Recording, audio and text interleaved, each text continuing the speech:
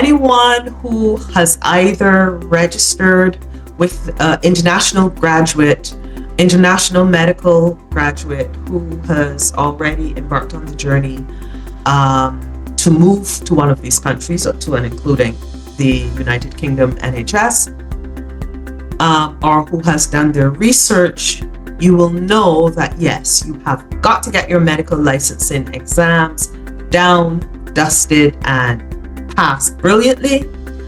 But then the next door, or one of the other door you have to go through, is language certification.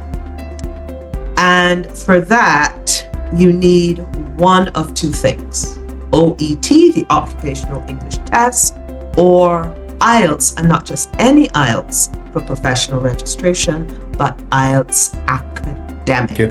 But in other words, we could say whatever exam the students they want to take it, BPME and high, they'll make it easy for them because they have got they have got the tutors, examiners, experts with the decades of experience. Either it's English, ICS, the PLAB journey. So whatever exam they want to decide will make it easy for them. So exactly.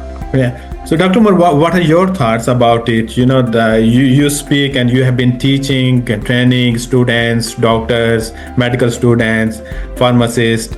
You have come across several international medical graduates. What are the common challenges from English to the PLAB journey? What they come across? What are their thoughts? It's a great question, and I'm glad you asked it, because before we sat down to speak, I wrote down like 5 things that I think people struggle with when they're coming from abroad as IMGs.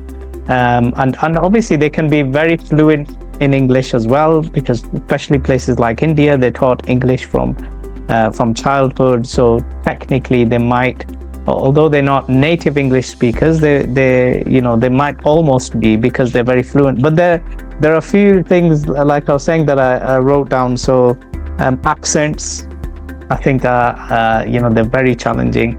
Obviously, I can see Dr. Skeel laughing. He's probably remembering the first time he had a Scouse or a Glaswegian accent or a Geordie accent. You think you know English, and then sometimes, I mean, myself as a native English speaker, sometimes I feel I might need subtitles when I'm listening to somebody with a really strong accent. So that's really challenging.